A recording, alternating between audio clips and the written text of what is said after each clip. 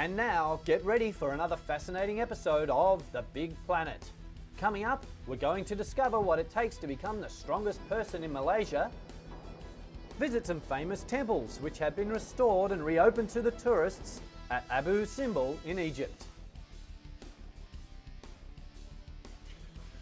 and see how the traditional art of Thai massage is going to the dogs.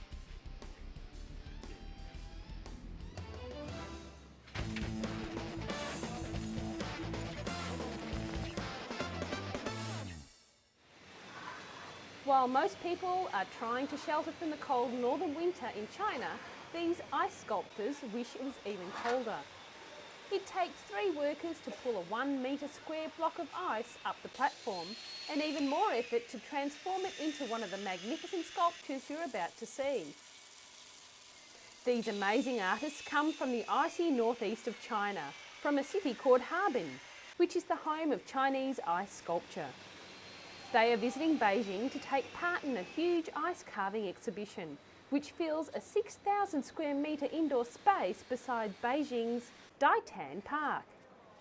There are 100 monumental sculptures on display from all over the world, using more than 6,000 cubic metres of ice to create it.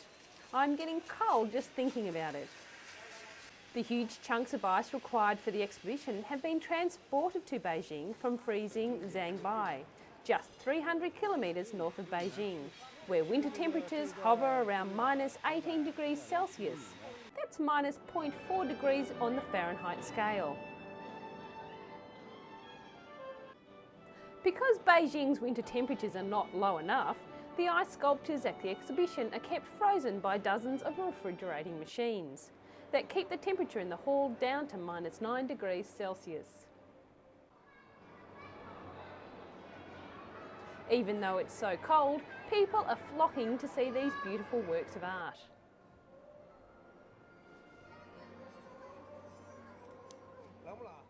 But what about the ice sculptures themselves? What makes them want to take up such a chilly occupation? Just like any other artist, they wanted to create something beautiful for themselves and others to enjoy. They just happened to have chosen ice as their art form.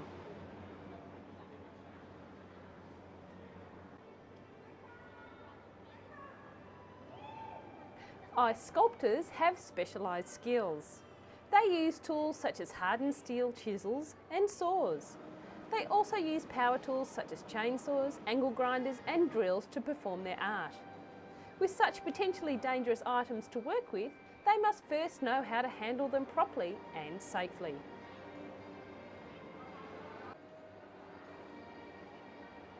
Ice sculptors must be a very dedicated lot. With all these powerful tools and the freezing conditions, they really do work hard for their art. And doesn't it look wonderful? China is not the only place to celebrate the art of ice sculpture. We're now in Moscow, where people have gathered for the opening of an ice sculptures festival to mark the beginning of the Russian winter holiday season. 8 sculptors from various Russian cities have been working hard for a whole week, lifting blocks and shaping them, even using cranes and scaffolding to complete their task. As it is an outdoors festival, they have had to work hard in all kinds of weather and haven't had the luxury of being inside a hall like in Beijing.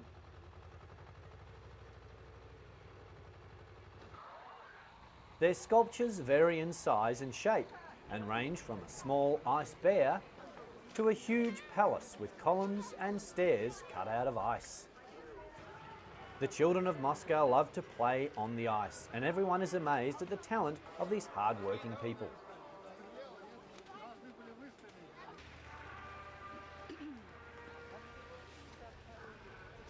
A highlight of the festival's opening was the lighting of the ice cannon. Just as well it didn't have a real cannonball in it, because it looked so real that it just might work. The people of Moscow are certainly enjoying themselves, and why not? Being entertained by all the brightly costumed performers and with the chance to sing and dance amongst all the wonderful ice creations, who would even have time to think about how cold it is? No wonder the ice sculptors love their work.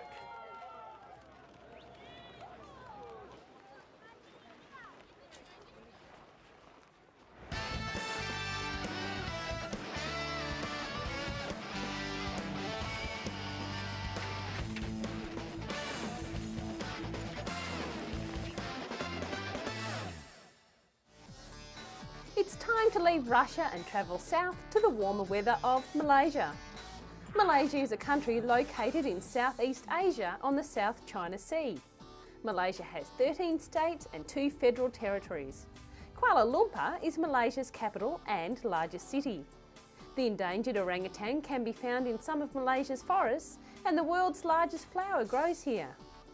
The Rafflesia flower, or corpse lily, as it's more widely known, grows up to 91 centimetres wide, with petals 3 centimetres thick and 46 centimetres long, and it can weigh up to 7 kilograms. There are approximately 23 million people living in Malaysia, and Malaysian sports authorities have designed a competition with 7 events to help encourage them to aim for a healthier lifestyle. The competition, named Bedang, aims to discover Malaysia's strongest person and is held in Kuala Lumpur. Competitors must be able to throw logs, carry sandbags, carry pails of water, climb a rock face, pull trucks, hold their breath underwater and pull a raft across a lake in the city's Titswang Park. Whew.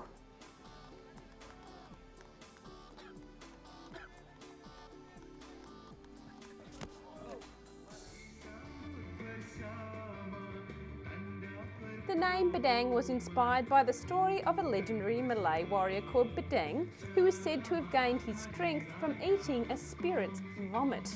Ugh. He lived in the Johor region, which is an area north of Singapore, and only used his strength for the good of people. His story is told in many books and publications around Malaysia, and he's well known among the people. I'm sure the competitors today were very glad they didn't have to do what Bedang did.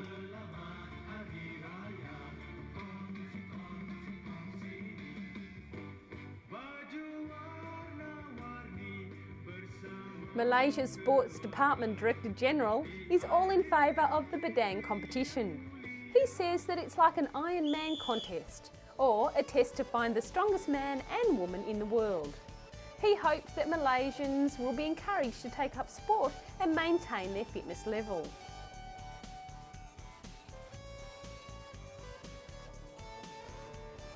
While there were mostly men who entered the competition, a few women braved some of the events and proved to be just as courageous as the men. One woman found the hardest event for her was to carry the sandbags. They were exactly the same as the men's bags, and didn't they look as if they were having a hard time carrying them too? No wonder the women preferred other parts of the competition.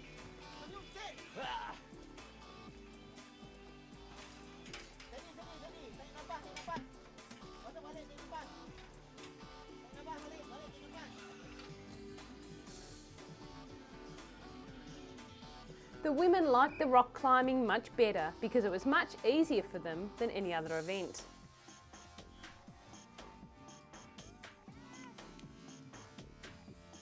Competition officials must organise and run all of these events and then try very hard to make sure it runs smoothly. The crowd's favourite event is the truck pulling competition. Each competitor must pull the truck for 50 metres and must be very strong to be able to get the truck rolling along. It's hard to imagine how this competitor is feeling right now. I'd say he's hoping that the finish line is not too far away.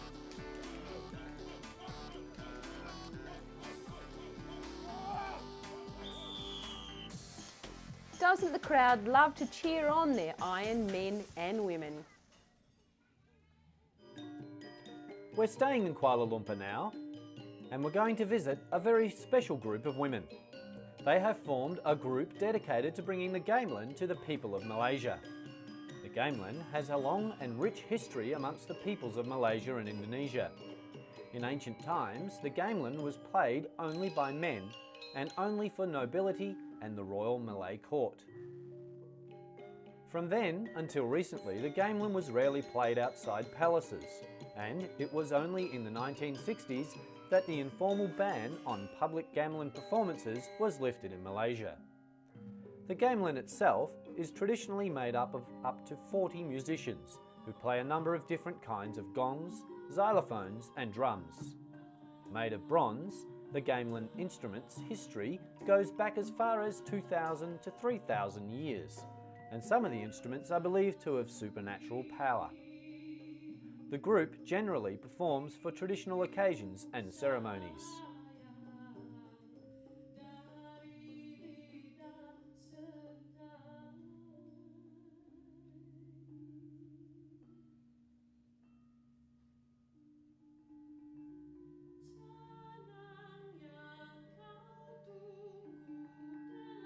The popularity of the Gamelan Orchestra has grown so much since these women decided to form their own group that they even have their own CD called Rhythm in Bronze and played to sell-out audiences in Kuala Lumpur for 5 days. Malaysian music lecturer and Gamelan fan Sinetro Fernando began the group by gathering together a group of enthusiasts just like herself. Both professional musicians and some of her own students took the chance to learn how to play the Gamelan instruments from experts, and the orchestra you see today is the result of all that hard work.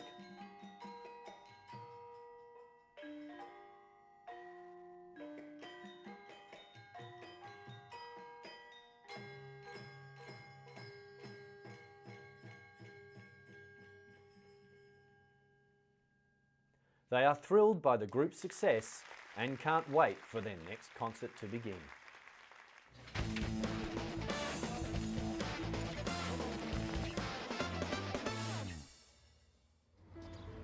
From the music of Asia to the ancient sands of Egypt. The famous temples of Karnak at Luxor and Ramses II at Abu Simbel in Upper Egypt are both reopened to the public after extensive restoration work. Egyptian government officials are hoping that the temples will attract even more tourists than before.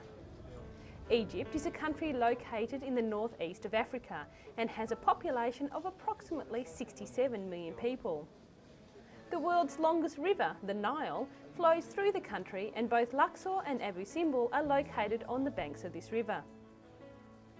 Egypt is the cradle of one of the world's greatest ancient civilizations and is the home of the pharaohs, the Great Pyramids and the Sphinx. These stone carvings are made from a red stone called quartzite and can be found in the Red Chamber, of course, in the Karnak Temple. Abu Simbel has a fascinating history.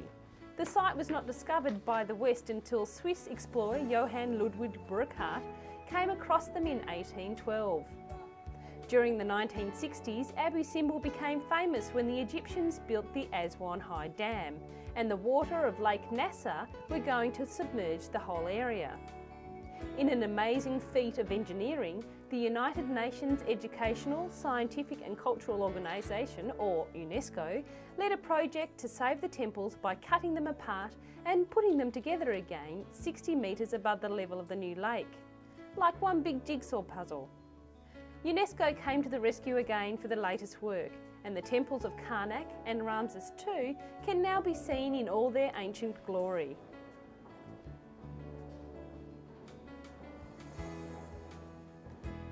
The temple is now protected from rising temperatures and humidity, thanks to the building of new ventilation shafts and a lighting system.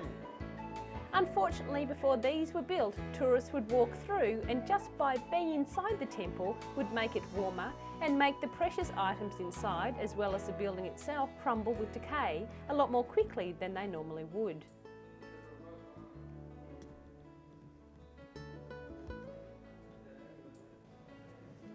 Inside the temple itself, the floor is no longer made of gravel or dust. It's now covered with wood, and this is another way of helping to preserve the temple. It would be a shame to have all these beautiful colours affected in any way, wouldn't it?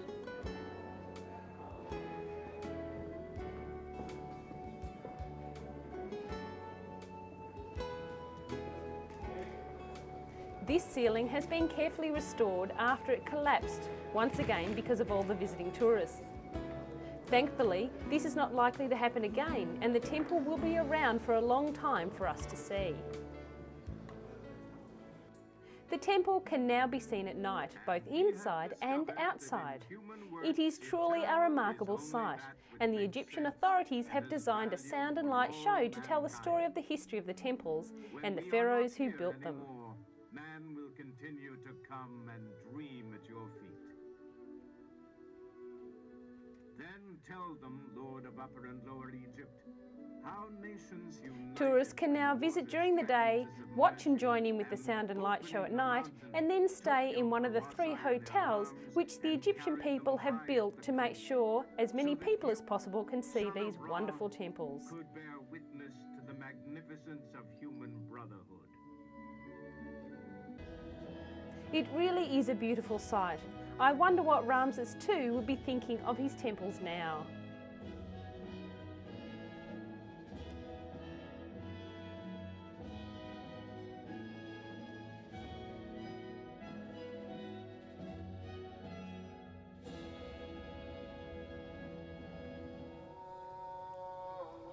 What do a racing yacht and a mosque dome have in common? We're back in Malaysia, and the answer is that they can now be made of the same material, with fiberglass being one of the choices available. Mosque domes and minarets are common in Malaysian cities. That is because most people in this Southeast Asian nation are Muslims. A mosque is the main place where Muslims go to worship. The onion-shaped domes, which can be seen on the skyline of many Malaysian cities, used to be made of concrete, bricks, and sometimes even copper and steel. But now, a Malaysian-German joint venture based in the ancient port city of Malacca has started to make them out of these special materials, and the lightweight yet strong domes are beginning to gain popularity, not just for use in mosques, but in government buildings as well. The joint venture company Diane Kretef was set up in 1997 and makes use of technology from its German parent company, Speedway, which builds racing yachts in Germany.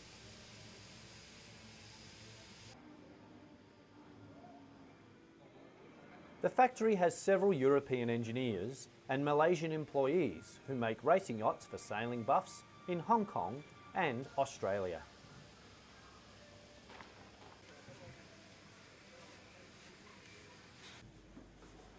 But domes are by far the company's most popular product. The big advantage is that the material is a lot lighter than traditional materials like concrete or steel. The domes made here only weigh about 15% of the weight of a concrete dome. Malaysia's Putrajaya Mosque and the Kuala Lumpur Mosque have 2 of the 55 domes which have been produced at the factory. More than 81 domes are on order. Now that's a lot of domes.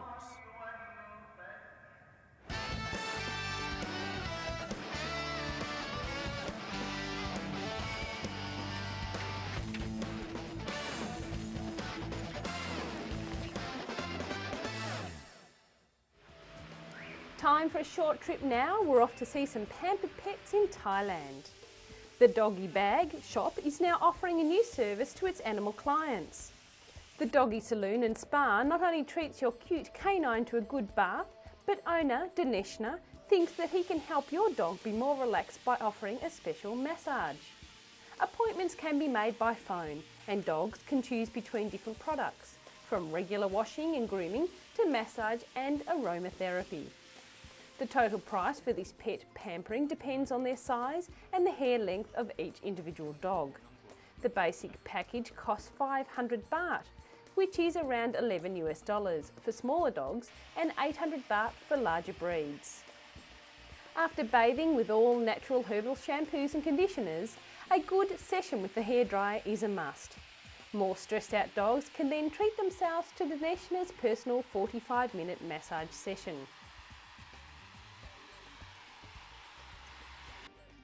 He uses special massage oil called Quiet Time, but the massage he provides at his salon is merely aimed for relaxation and cannot replace the need for a vet if the dog becomes ill. There's no need for any special massage techniques, but as with human beings, the dogs are massaged from head to toe. Doesn't that just look wonderful? Special attention is also given to the calming effects of human speech on animals. Dineshna uses a calm, quiet, soothing voice while he massages them, and he thinks they love it. It's all part of the extra special service that Dineshna provides to his Bangkok clients.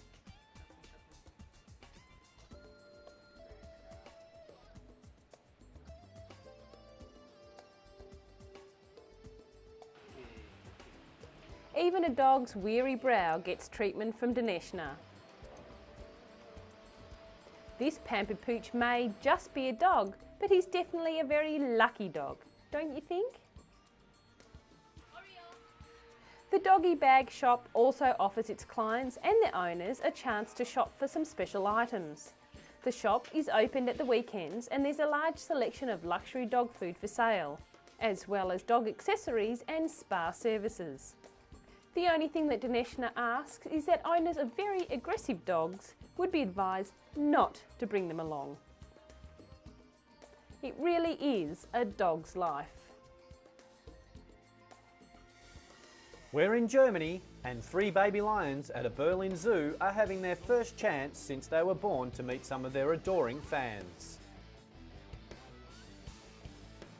Unfortunately, these beautiful babies had to be taken away from their mother when they were only 3 weeks old. Their mother just could not produce enough milk to feed them.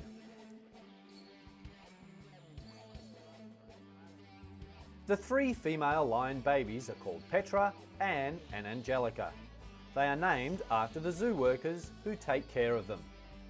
At the moment they weigh about 5 kilograms each, so it's hard to believe that these cute and cuddly creatures will grow into sleek hunters and may weigh over 150 kilograms.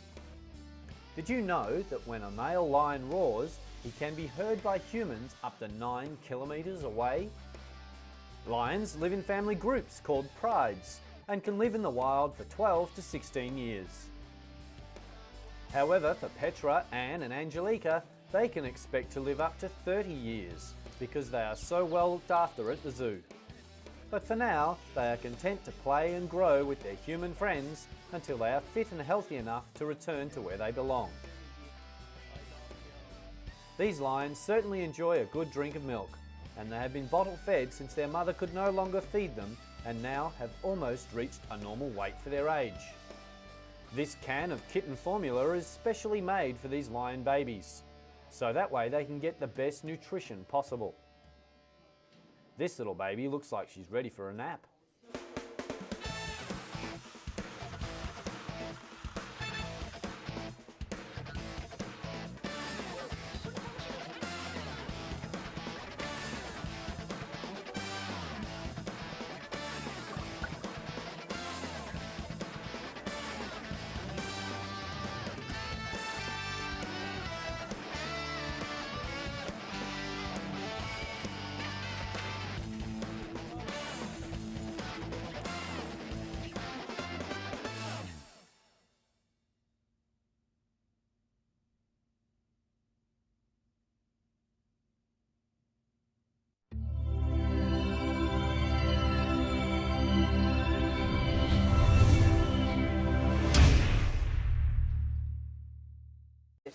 I'm getting cold just thinking about it.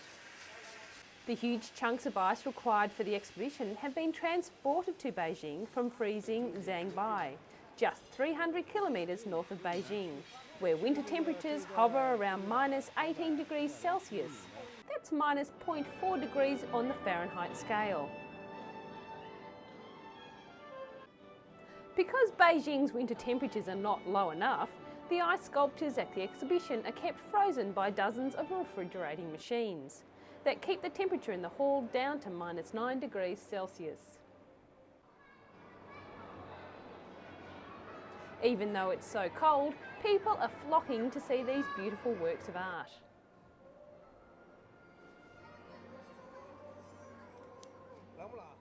But what about the ice sculptures themselves? What makes them want to take up such a chilly occupation? Just like any other artist, they wanted to... Going to the dogs.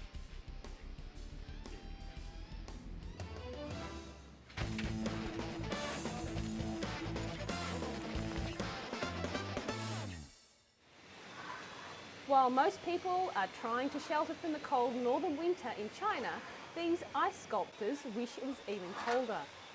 It takes 3 workers to pull a 1 metre square block of ice up the platform, and even more effort to transform it into one of the magnificent sculptures you're about to see. These amazing artists come from the icy northeast of China, from a city called Harbin, which is the home of Chinese ice sculpture.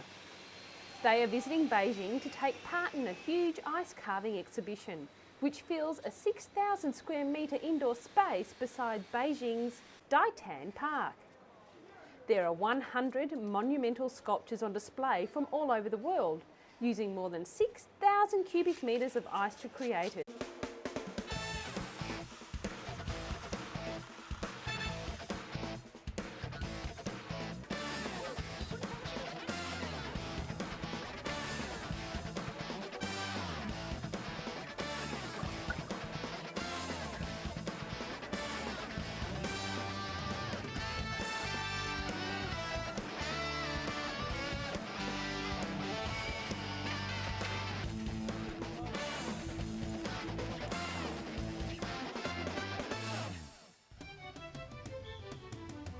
And now, get ready for another fascinating episode of The Big Planet. Coming up, we're going to discover what it takes to become the strongest person in Malaysia, visit some famous temples which have been restored and reopened to the tourists at Abu Simbel in Egypt, and see how the traditional art of Thai massage is going, where people have gathered for the opening of an ice sculptures festival to mark the beginning of the Russian winter holiday season. 8 sculptors from various Russian cities have been working hard for a whole week, lifting blocks and shaping them, even using cranes and scaffolding to complete their task. As it is an outdoors festival, they have had to work hard in all kinds of weather and haven't had the luxury of being inside a hall like in Beijing.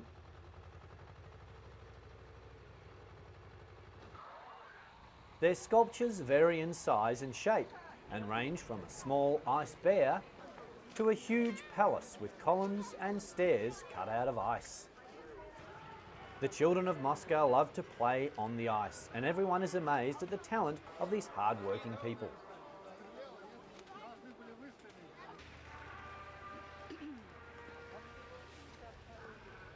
Create something beautiful for themselves and others to enjoy. They just happen to have chosen ice as their art form.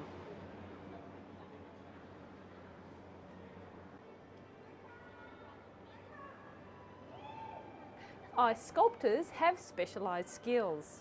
They use tools such as hardened steel chisels and saws. They also use power tools such as chainsaws, angle grinders and drills to perform their art.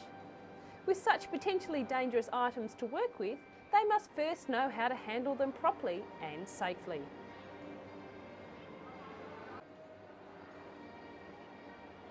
Ice sculptors must be a very dedicated lot. With all these powerful tools and the freezing conditions, they really do work hard for their art. And doesn't it look wonderful? China is not the only place to celebrate the art of ice sculpture. We're now in Moscow,